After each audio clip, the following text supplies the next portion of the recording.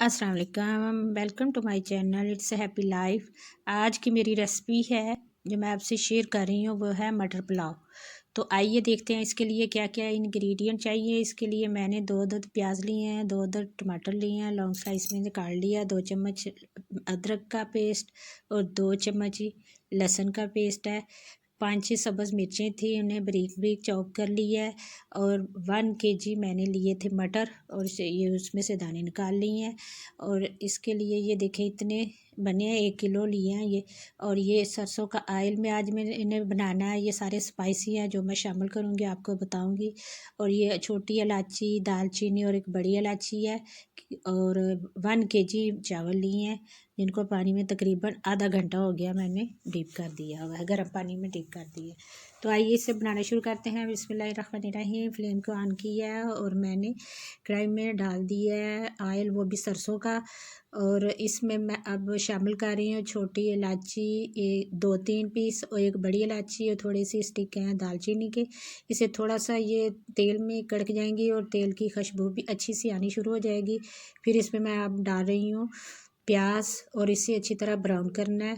ये जब सॉफ्ट सा हो जाएगा, थोड़ा हल्का ब्राउन हो जाएगा, तो फिर मैं इसमें लहसुन और अदरक जो है ना वो इसमें डालकर उसे भी फ्राई करना है अच्छी तरह। अब इन सब कुछ तीनों चीज़ों को अच्छी तरह भून लेना है। एक तो सरसों के तेल की स्मेल ख़त्म हो जाएगी, दूसरा ये अच्छी तरह से भुन जाएंगे। अब इसमें मैं डाल रही हूँ टमाटर, जो कि 2 पीस मैंने लिए थे, और सब्ज़ मिर्चें 5-6 पीस थी और उनको चॉप कर लिया था। वो दोनों चीज़ें इसमें ऐड कर दी हैं और अब इन्हें अच्छी तरह सॉफ्ट होने तक पकाना है। इसके बाद अब इस पर मैं स्पाइसी शामिल कर रही हूँ। 2 चम्मच मैंने ये डाल दिए हैं नमक के, तो और 1 चम्मच और एक आधी, ये साथ थोड़ी सी ऊपर है 1 चम्मच से, वो मैंने सब सुरख मिर्चें डाली हैं। और ये ज़ीरा पाउडर और खुश्क धनिया पाउडर, और इसके साथ ही ये मैं इनको अच्छी तरह मिक्स कर लेना है। मिक्स करने के बाद फिर ये देखिए अब इसमें मैं मटर ऐड कर रही हूँ और इन्हें अच्छी तरह भूनना है। इसके साथ मसाला भी हमारा सही तरह बन जाएगा और ये मटर यहाँ ये भी सॉफ्ट से हो जाएंगे।